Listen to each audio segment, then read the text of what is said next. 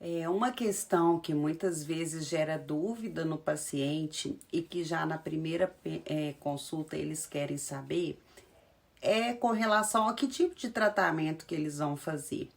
Eu vou fazer só cirurgia, eu vou precisar de quimioterapia, quando que eu vou fazer a radioterapia.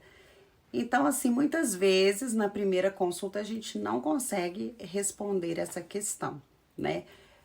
Como eu disse em outros vídeos, a quimioterapia, ela é ou não oferecida ao paciente dependendo do risco daquele tumor ter ou não uma maior chance de recidiva, né? E como a gente calcula quais os parâmetros que a gente calcula para avaliar se esse paciente vai ou não precisar dessa quimioterapia, se ele pertence ou não a esse grupo de alto risco de recidiva.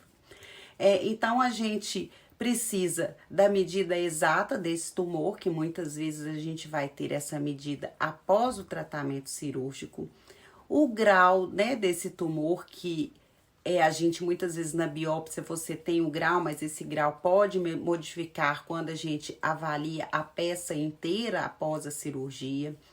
Se esse tumor tem comprometimento ou não axilar, que muitas vezes a gente só vai ter essa resposta depois da cirurgia, após a biópsia do linfonodo sentinela.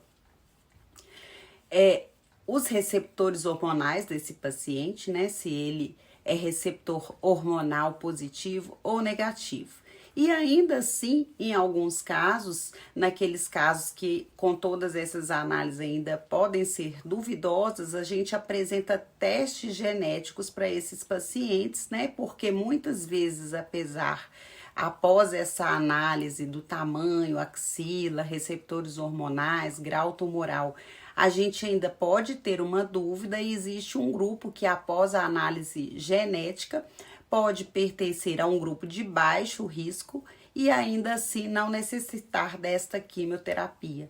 Então, a gente dispõe de todas essas questões que precisam primeiro ser respondidas para depois definir se esse paciente vai ou não necessitar dessa quimioterapia. Então, é uma análise mais minuciosa, né? E que nem sempre de imediato a gente consegue responder todas essas perguntas, né, dos pacientes. Um grande abraço, gente. Obrigada.